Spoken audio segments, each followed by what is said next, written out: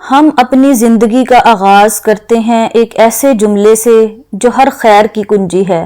بسم اللہ الرحمن الرحیم، شروع اللہ کے نام سے جو بڑا مہربان نہایت رحم والا ہے۔ یہ صرف الفاظ نہیں بلکہ ایک برکت بھرا اعلان ہے۔ یہ ہمیں یاد دلاتا ہے کہ ہر کام، ہر قدم اللہ کی رضا کے لیے ہو۔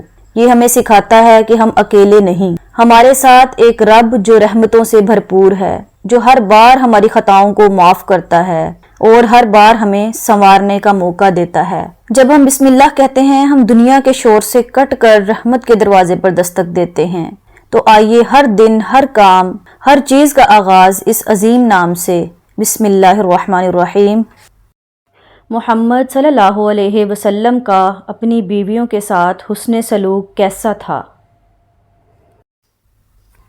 جب ہم حضرت محمد صلی اللہ علیہ وسلم کو رحمت للعالمین کہتے ہیں تو یہ رحمت صرف میدان جنگ یا منبر پر نہیں بلکہ گھر کی چار دیواری میں بھی سب سے زیادہ ظاہر ہوتی تھی۔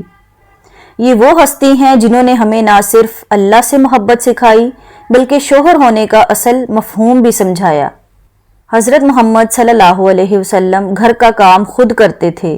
حضرت عائشہ رضی اللہ عنہا فرماتی ہیں، نبی کریم صلی اللہ علیہ وسلم اپنے گھر والوں کے ساتھ کام میں ہاتھ بٹاتے تھے۔ جب نماز کا وقت ہوتا تو اٹھ کھڑے ہوتے۔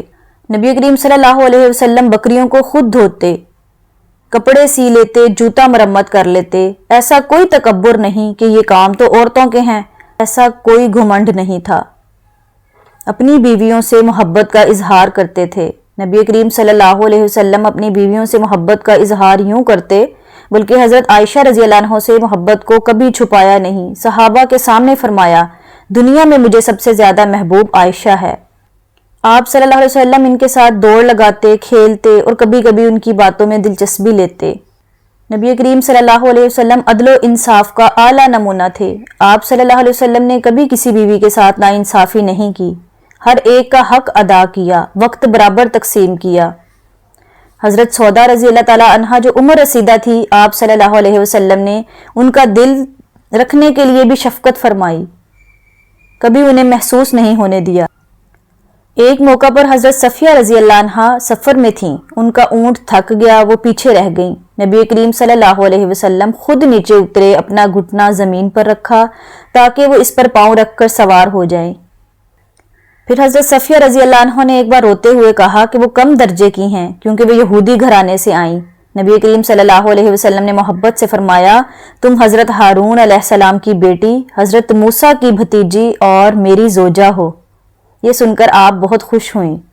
حضرت عائشہ رضی اللہ عنہ نے ایک دن ایک لمبی کہانی سنائی جس میں 11 عورتوں نے اپنے شوہروں کے حالات بیان کیے۔